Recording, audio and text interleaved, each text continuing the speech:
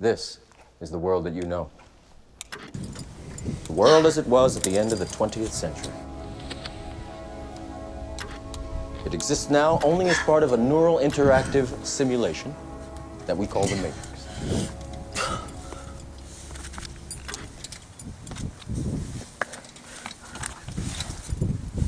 Give him slack.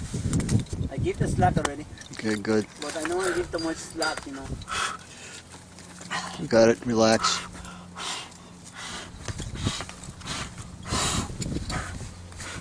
What is that fucking? To the right. There you go. You do it. Good job. You do it. You've been living in a dream world, Neo. This is the world as it exists today.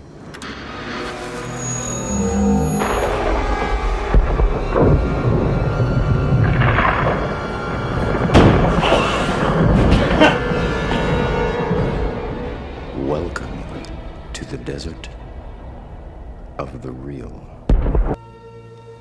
No. I don't believe it. It's not possible. I didn't say it would be easy, Neo. I just said it would be the truth. Stop. Let me out. Let me out. I want out. Whoa! Dodging all those fails this season, baby. Yeah, whole new season of Beta Climbers. What do you think the chances are I get copyrighted for that first intro clip? Pretty high. Well, that's why thank you for all the subscribers and helping and supporting and everything. It means a whole bundle. It's a whole bundle of joy. Thank you so much for that. This year, I'm going to try to hit 50. If I could get us up to 50,000 subscribers by the end of this year, that would be so amazing. That would be awesome. That's my goal. Got to have goals, okay? Goals are important. So what's happening today? Enough rambling. Today, we're going to do climbing fails. So if you're new to climbing fails, basically, we're going to have people that are going to be failing at climbing, and we're going to learn from their mistakes so we don't get the boo-boo ouchies when it's our turn and we don't make the same mistakes. It's called learning the easy way, not the hard way. So, enough of that rambling chatter. It's nice to see you all again. Let's just get right into it. So this first clip is a bit of a PSA. My friend over here, Yann at Bliss Climbing, he basically he zeroes in on the rope soloing niche. My channel first kind of blew up from my rope soloing antics, and a lot of people were telling me, Josh, just use a shunt, use a shunt. And honestly, I don't like the shunt, and I wish I could kind of say I told you so, which would be kind of in bad taste because someone actually died. But the reason I can't say I told you so because I didn't know that this could happen. Basically, I'll let the clip play for yourself, and then I'll explain. Well, the reason I didn't like the shunt was because it kind of slips, and when your device slips, your booty grips. So I didn't really like it too much. But check this out here.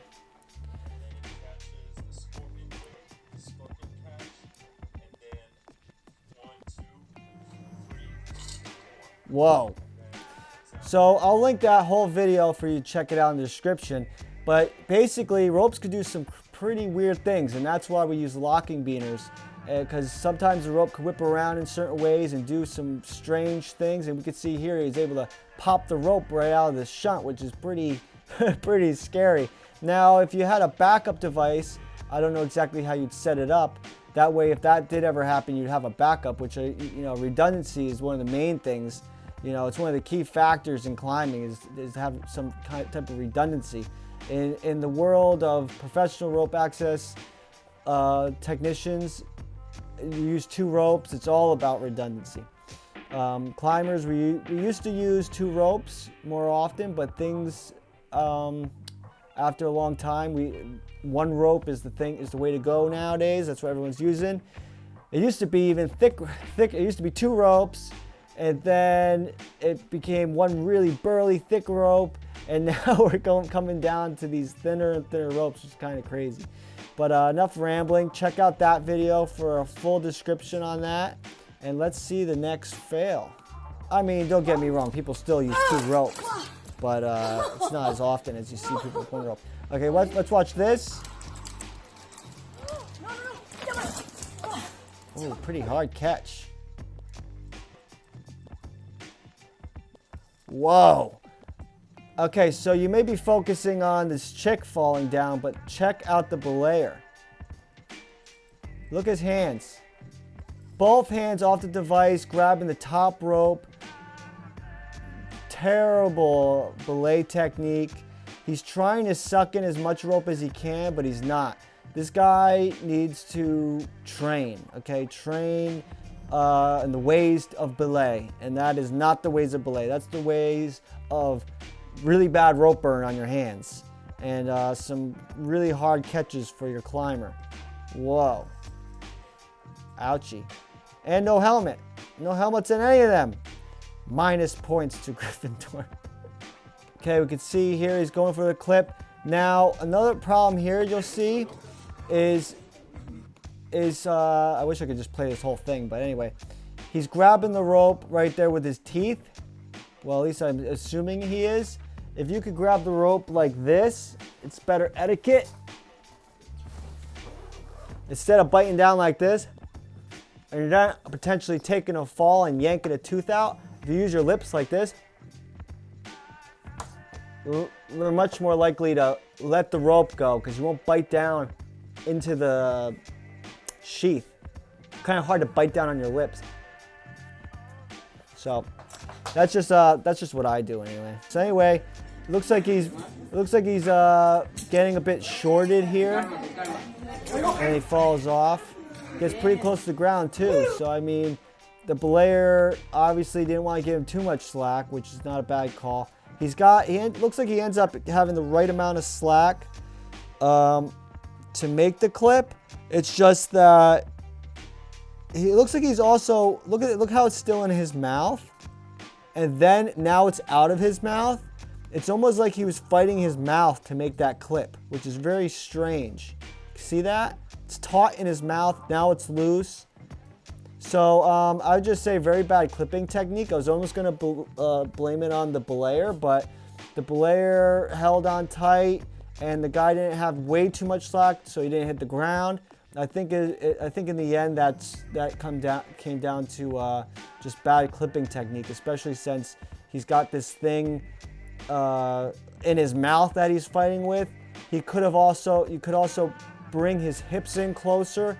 Just bring your hips in higher to clip really quickly. Yeah, I would say some more work on the clipping technique. Okay, I think we said enough on that one. Interesting clip. Okay, let's check this one out. Ooh, hard hit, man.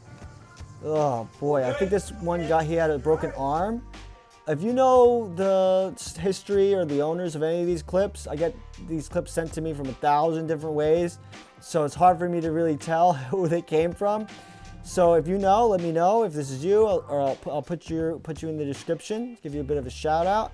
But anyway, ouchies. They hit pretty hard, and a way that could have been mitigated is the belayer could have let it run more, so he didn't just get like a sudden stop and swing straight into the wall.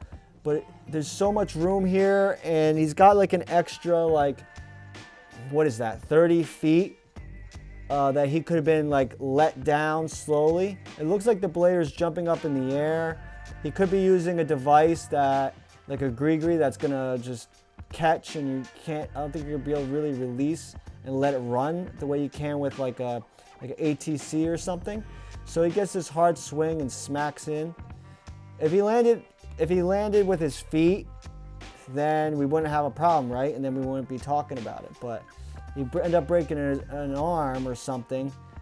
So you know, now we're talking about an injury, and I guess the way he could have done that is he could have either tried to catch himself with his feet, or the belayer could at least let it run a little bit and gradually decrease the amount of force. So interesting clip there too, and a very strange climb. Like, you'd imagine that there would be a clip near his head.